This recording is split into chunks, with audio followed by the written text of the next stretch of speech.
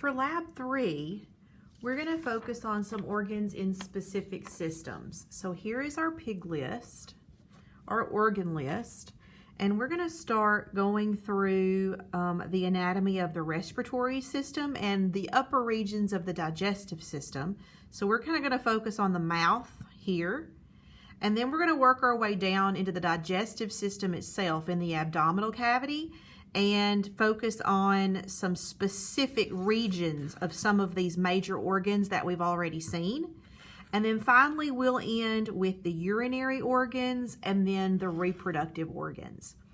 So to get started with the mouth, for the dissection, we're going to use our scissors and we're just going to cut down the sides of the mouth and give them a frown, okay? So just kind of use that pointed end of the scissors, kind of wedge it into his open mouth, and then you're going to cut and cut and cut. And you have to bear down because you're going to cut through his jawbone. So it's going to be kind of tough and hard.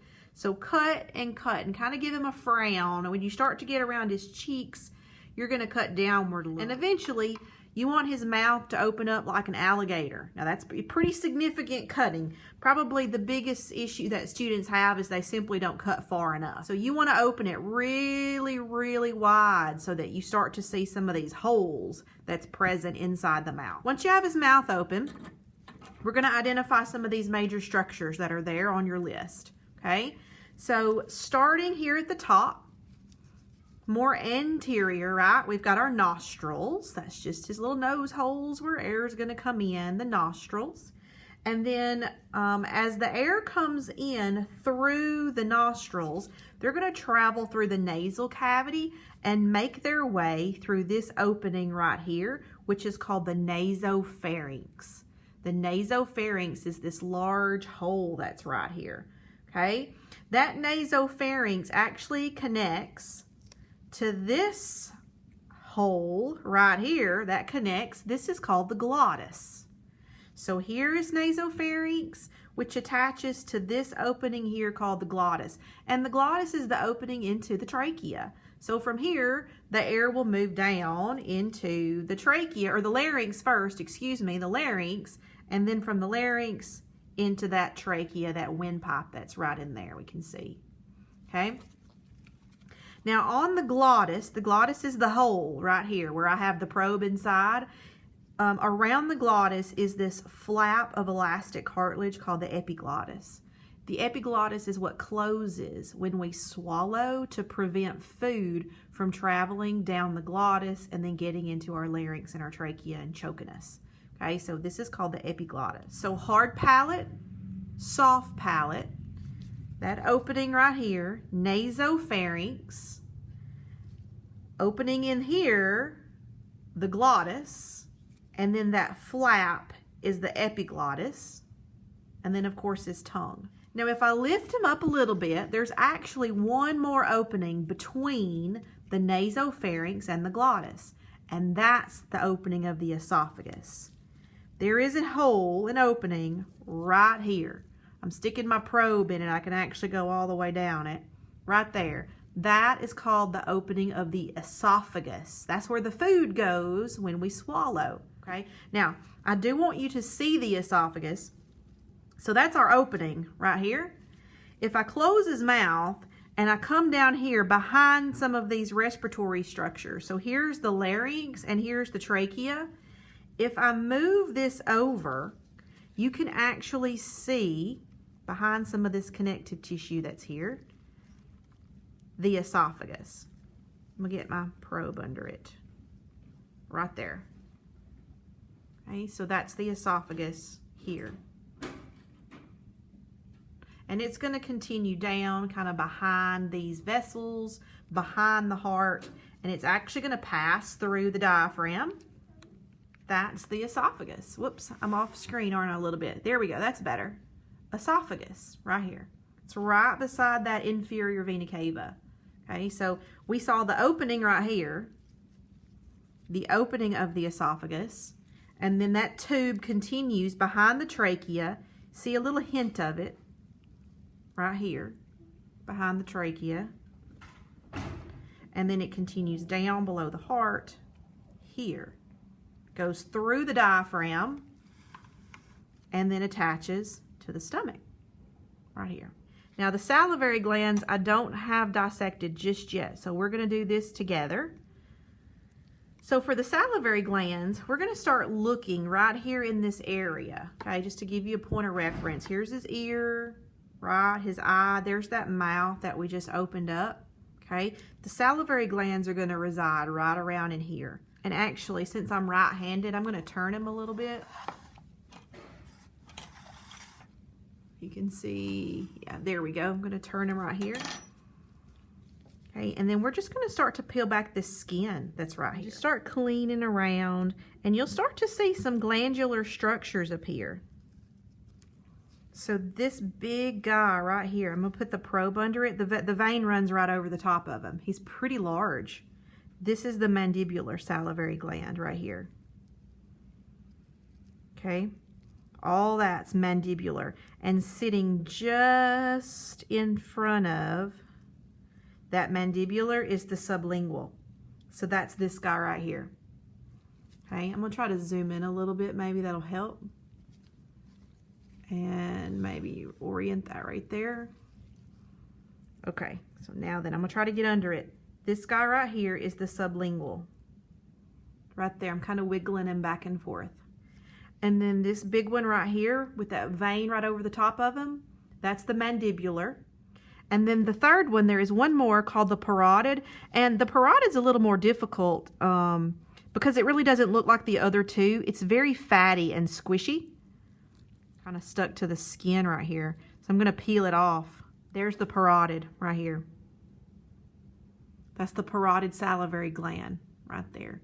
So sublingual right here, mandibular right here, and parotid right here. Parotid is up there by his ear. Okay, now we're going to move to the specific regions of the digestive organs. So we're going to be down here in the abdominal region. Now in the previous video, you guys saw the esophagus. So we found it in the mouth, the opening of the esophagus in the mouth. Then we located it behind the trachea. And now we're down here getting into the abdominal cavity. So again, right here above the diaphragm, this is the diaphragm, it's kind of sitting on top of the liver. This is our esophagus right here. That's the tube. And then that esophagus comes down through the diaphragm and attaches to the stomach. Okay, so this is our stomach right here, that deflated kind of squishy structure. And the stomach connects to the small intestine. So I'm going to kind of follow the stomach around, and you're going to see there is a connection to a little tube right here. Okay, that tube is the first section of the small intestine, and it's called the duodenum. Now that duodenum is going to coil around, kind of move inferior down the body, and then it's going to kind of disappear into all of these coils. This is the rest of the small intestine. Now we call the upper area up here, this is known as the jejunum, and then we call the lower region down here the ileum. Now the ileum is what connects to the large intestine, and it connects at a place called the cecum. So you kind of have to search for the cecum a little bit. We're going to kind of wiggle and move and look around the small intestine and just try to find where that spiral colon right here attaches. And right here it is. It almost looks like a little earthworm. It's got a rounded head on it. You may see some membrane attached to it. That's part of the mesentery. I'm just going to pull that mesentery away so that we can just kind of see that little flap right there. That area is known as the cecum. Okay, cecum, C-E-C in medical terminology means blind passage. It just kind of means there's a way in but not a way out, and that's because it closes off right here. All right, now in humans, we have an appendix, and the appendix comes off of that cecum. Pigs do not have an appendix, so we don't see that organ here. All right, it's just the cecum. Now the cecum continues around here, and it becomes that spiral colon that we saw in our very first lab. That's the kind of the main area of the large intestine, that spiral colon. Then that spiral colon is going to continue down the back body wall. It's going to kind of coil around, and we're going to find it down this back body wall right here. Okay, this is known as the descending colon. Now, the last set of organs here, we've seen most of these for the digestive system. We know the liver. The liver is here. Now, the gallbladder resides inferior to the liver. So I'm just kind of going to lift this liver up a little bit. And there should be this kind of gray, sometimes it may look greenish sac. That's the gallbladder. You can kind of see it's squishy. It's like a little pouch. That's the pouch that holds the bile to digest fats. Okay, so that's the gallbladder right here. And then we have the pancreas, which we saw in lab 1, but if we lift up the stomach, kind of push down the intestines, we've got our pancreas residing. We move some more of this mesentery. We can see it a little bit better right here. That's our pancreas. And there's a little tail right here that comes off and is going to lay right about where that left kidney is. Okay, so there's our pancreas. And lastly is the mesentery. Mesentery is the membrane that kind of holds all of your intestines together. So if I take the small intestine and I just peel some of this apart, you're going to see a little membrane right here. That membrane is called mesentery. Finally, we're going to work our way through the urinary and reproductive systems, okay? So we're kind of going to do the organs in these systems simultaneously because we start to see them emerge with one another. So starting first with the urinary organs. We know that the main urinary organ is going to be that kidney. So right here, kind of have the intestines over to the side, we see the left kidney. Coming off the left kidney is going to be a tube called a ureter. I'm going to get under it right here. And if you're dissecting, you may have to remove more of that mesentery kind of to be able to see it. It's probably kind of hiding in that mesentery. Most of mine's cleaned up because of the blood vessels. But here it is. That's called the ureter. That ureter is going to come down and make its way to the urinary bladder. So let me kind of orient these organs. There we go. So here's our urinary bladder. So this ureter, left ureter, is headed here to the urinary bladder. The right kidney has the exact same setup. So kidneys and then the ureter. The ureter connects to the urinary bladder, and then the urinary bladder connects to the urethra. Now, this is a male pig. And in this male pig, the urethra is going to connect to the penis. In females, that urethra is actually going to come all the way down. So let me do a bit more dissecting, and this is where we're going to get into the reproductive organs. So we're going to cut. I want to first locate the testes because I don't want to do much cutting down here and end up doing any damage to anything. So I'm just going to use my scissors and very shallow. I'm just going to kind of cut through the scrotal sac. All right, there we go. There's one. Looks like his right testy, and right here's the other actually, the left testy. So they were just sitting very shallow right within that scrotal sac. So there they are. Now, the testes have a casing over them. They have connective tissue over them. So what we want to do is kind of cut through that casing and to be able to see the actual testy and all those tubes that are coming from it. So I'm going to take the pointed end of my scissors and very shallow, I'm just kind of going to scrape the top. Just use that pointed end of your scissors and eventually you'll start to see that testy emerge. And I'm going to take my scissors and I'm just going to kind of cut that casing off because I don't need that connective tissue anymore. Just kind of going to trim around the sides just to kind of get that out of the way so I can see better. So this is the right testy, this little bean right there, okay? And if we look, there is a C-shaped structure right here around that testy. That's called the epididymis. The epididymis is actually where the sperm are going to mature and become motile, right in here. The testy is where they're made, and the epididymis is where they grow up, so to speak. Okay, now coming off of the testy and the epididymis is going to be a cord right here. You see that tube? That's called the spermatic cord. The spermatic cord disappears in this inguinal canal. And if I kind of clean up just a little bit, okay, we can see a little bit more of that spermatic cord now. All that's spermatic cord. Now that's going to disappear into this little tunnel. That little tunnel is called the inguinal canal, and it's going to reemerge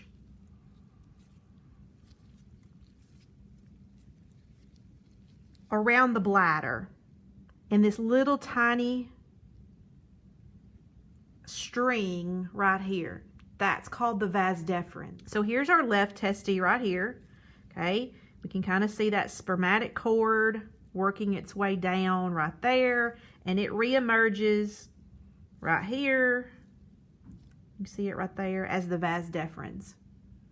Okay, next I'm going to look for the penis, because the penis is going to come off of the urethra down here in the pelvic girdle. So I don't want to just start cutting right here, because I may end up cutting that organ. So what I want to do is try to isolate the penis first. So I'm just kind of going to feel right in here in this area. See, there's that urogenital opening right there. So I know the penis is somewhere in here. So I'm just going to feel around, and I'm just going to take the pointed end of my scissors right here. I'm just going to start to kind of cut through this and just kind of explore, do a little exploratory surgery here, I suppose. And you can actually start to see it once you kind of thin this out. There it is. Okay.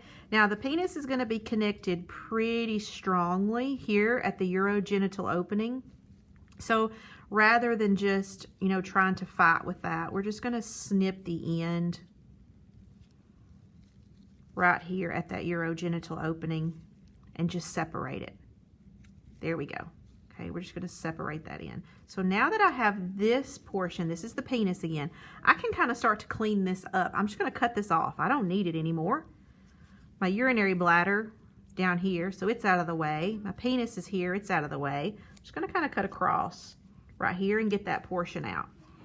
So now we can kind of gradually make our way down at the bottom of it right here. And we're at the urethra practically. So we just kind of need to get down. I'm going to move the pig a little bit. Again, I'm right-handed, so I'm going to move it right in here. So it may be kind of sideways for you. Sorry about that. I'll reorient it in just a second. But we're going to have to cut through this pelvic girdle down in here to be able to see how the urethra attaches to the urinary bladder, which is here. So I'm just going to take the pointed end of those scissors, and I'm just going to start to cut. Now that the pelvic girdle has been cut through and kind of opened up, and I've even trimmed some of the bone here on the sides down here just to open this up so that we can see better, we can actually identify all the reproductive and the rest of the urinary structures. So before I continue with the reproductive structures, we're going to do a recap of the urinary structures, because now we're able to see that urethra. So I'm going to go back up here to the top and find these kidneys. Okay, so right there is our left kidney. Over here would be our right kidney, and both of these kidneys have this tube coming off called the ureter. So here is the right ureter right here, and then over here is that left ureter here. And the ureters come down and connect to the urinary bladder, which is here. Now the urinary bladder is this storage container essentially, and this is what's going to store the urine. And when the urinary bladder fills up and gets to a certain point, receptors detect that it's full, and that creates that sensation of needing to go to the bathroom. So releasing the bladder, the urine will leave by way of the urethra. So I'm going to kind of pull this bladder, urinary bladder here, and we can see there's a tube that comes right down the midline from that urinary bladder. This is known as the urethra right here. Now in females, the urethra just comes right out down to the urogenital opening, and that's how a girl goes to the bathroom. In males, the urethra comes down and actually enters the penis. So this is that penis that we saw a little bit earlier, and then from here it would connect to that urogenital opening, and that's how boys go to the bathroom. Okay, So that's the urinary structures. Now with the reproductive organs, which still is going to include the penis. So with reproductive structures, we started out with the testes, right? So right here's our testes. We saw it already. That little bean right there is the testes. This little comma-shaped structure, little C-shaped structure, that's called the epididymis. And then the epididymis connects to the spermatic cord here. That spermatic cord is going to disappear into that inguinal canal and then reemerge as the vas deferens, which is here. There's the vas deferens on that side, and then over here is the other testes, spermatic cord, and then we see vas deferens over here for that testes as well. Okay, now these vas deferens are going to coil around the posterior, kind of the back side here of this urinary bladder, and they're going to merge with that urethra as well. Okay. At that point where they merge, there is a set of glands called seminal vesicles. These seminal vesicles are what's responsible, or one of the glands that's responsible for producing semen. So the seminal vesicles are right up here at the tip top of the urethra and at the bottom of the bladder. So here's our bladder coming down, and here's our urethra right here. The seminal vesicles reside right here on the side. So I'm going to kind of turn it a little bit if I can and try to highlight or wiggle. Actually, let me cut. There's some more of this pelvic girdle that's here. Let me trim this off. Maybe that'll help you see a little better on the video. All right, there we go, right here. There is this, I'm kind of wiggling it back and forth. It's this kind of gristly structure. I mean, it's a gland, so it has the same texture as like the pancreas and that thymus that we saw a while back. That's called a seminal vesicle right there. There's another one on the other side. We kind of roll it. This is the left. Going to roll it over here to the right. Still got some membrane around it, but if we clean it a little bit, there it is right here. Okay. So those are called seminal vesicles. They're part of the male reproductive glands. It contributes to the production of semen. Okay. Now we're going to continue down, follow this urethra right here, and we're going to see another set of glands called the bulbourethral glands. Sometimes they're called Cowper's glands. Here is one here. I can kind of get under it. Right there, I'm kind of wiggling it. You can see the outline of it right here. That's a bulbourethral gland, and then there's another one on the other side. Kind of roll over. There it is right there. They're paired glands. So bulbourethral glands are at the bottom. You might kind of remember that with the B's. Seminal vesicles are up here at the top. And from here, we're going to continue down the penis, right? So there's that penis that we just saw a bit ago. And then there's an opening there, which I had to snip at the urogenital opening just to get it to separated, but that's where the release would happen. Okay, so we've gone through the urinary organs and the major reproductive organs of the male. Female reproductive organs will be on a separate video.